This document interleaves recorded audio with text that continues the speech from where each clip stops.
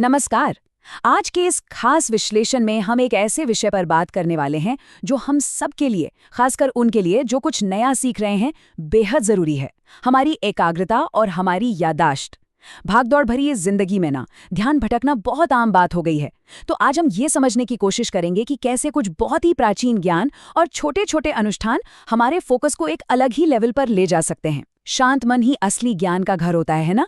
बस यही हमारे आज के इस पूरे विश्लेषण का निचोड़ होने वाला है।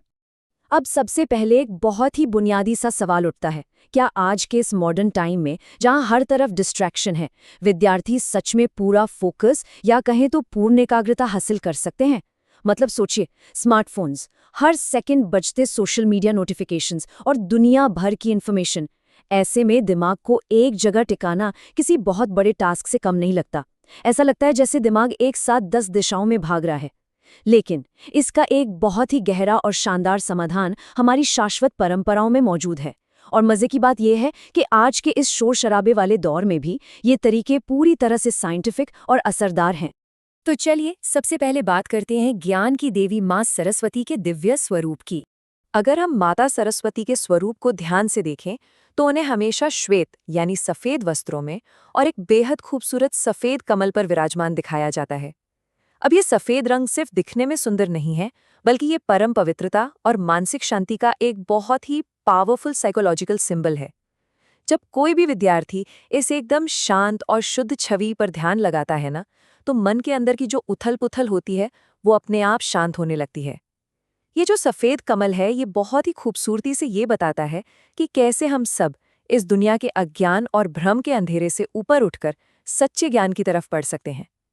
सच कहूं तो ये छवि ही अपने आप में किसी मेंटल थेरेपी की तरह काम करती है। आगे बढ़ते हैं और उन खास प्रतीकों के बारे में बात करते हैं जो ज्ञान और कला से जुड़े हैं और जिनका अर्थ बहुत ही गहरा है। अब यहाँ जो सबसे दिलचस्प प्रतीक है वो है हंस। देवी के पास बैठा हुआ ये सफेद हंस कोई मामूली पक्षी नहीं है। भारतीय दर्शन में इसे बहुत पवित्र माना गया है। पता है क्यों? क्योंकि पुरानी मान्यताओं के मुताबिक हंस में एक कमाल की जादुई क्षमता होती है। वो दूध और पानी के मिक्सचर में से सिर्फ दूध पी सकता है और पानी को छोड़ देता है। ये उस अद्भुत शक्ति को दिखाता है जो सच और भ्रम के बीच, या कहें तो हमेशा रहने वाली और खत्म हो जाने वाली चीजों के बीच फर्क कर सकती है। विद्यार्थियों के लिए तो ये एक बहुत बड़ा सबक है। मतलब आज के दौर में जहां इन्फॉर्मेशन की बाढ़ आई हुई है, हमें सिर्फ सही और काम की बातें ही ग्रहण करनी चाहिए और बाकी फालतू चीजों को इग्नोर कर देना चाहिए। यही तो असली क्लैरिटी है।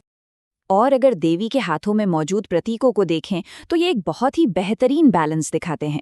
एक तरफ वीणा है जो म्यूजिक और सारी क्रिएटिव कलाओं के तालमेल को दर्शाती है। इसे हम दिमाग के क्रिएटिव हिस्से से जोड़कर देख सकते हैं।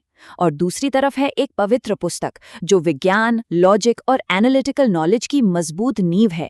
तो यहाँ सबसे बड़ी बात जो निकल कर आती है वो ये है कि सच्ची शिक्षा के लिए सिर्फ साइंस या सिर्फ आर्ट्स काफी नहीं है। एक पूरी तरह से डेवलप्ड माइंड के लिए इन दोनों के बीच एक गहरा बैलेंस होना बहुत जरूरी है। जब लॉजिक और क्रिएटिविटी एक साथ मिलते हैं ना, तभी असल में ज्ञान का विस्फोट होता है। तो आइए अब उन 5 अनुष्ठानों की तरफ बढ़ते हैं जो विद्यार्थियों के लिए एक बहुत ही स्पष्ट और स्ट्रक्चर्ड रास्ता तैयार करते हैं। ये जो पूरी प्रक्रिया है, ये 5 बहुत ही आसान और क्रम से चलने वाले स्टेप्स में बटी हुई है। और यकीन मानिए, इन स्टेप्स को अपनाकर पढ़ाई करने का पूरा एक्सपीरियंस ही बदला जा सकता है। शुरुआत होती है मंत्र जाप से, जो मन को फोकस करता है। फिर हम बनाते हैं एक पवित्र और शांत जगह। उसके बाद दिया जलाना और प्रार्थना करना आता है। चौथा स्टेप है मौन और ध्यान।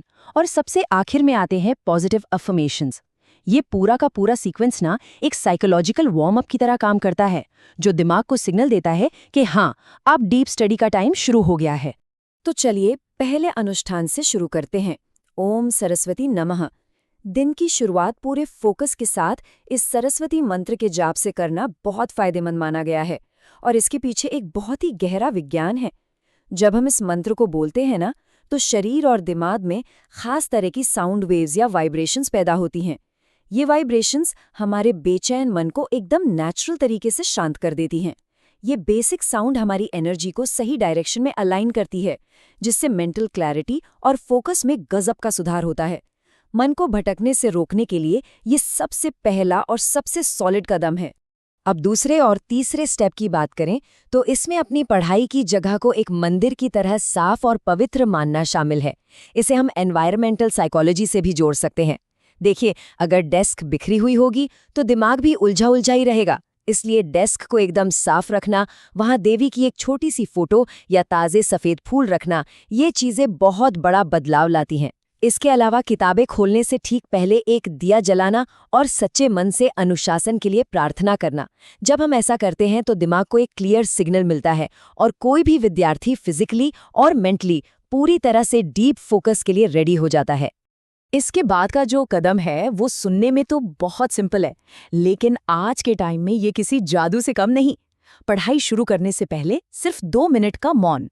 सोचिए, आज जहां फोन हर सेकंड बीप करता है और हम अगली नोटिफिकेशन का वेट करते रहते हैं, वहां जानबूझकर रखी गई ये 2 मिनट की शांति एक संजीवनी की तरह है।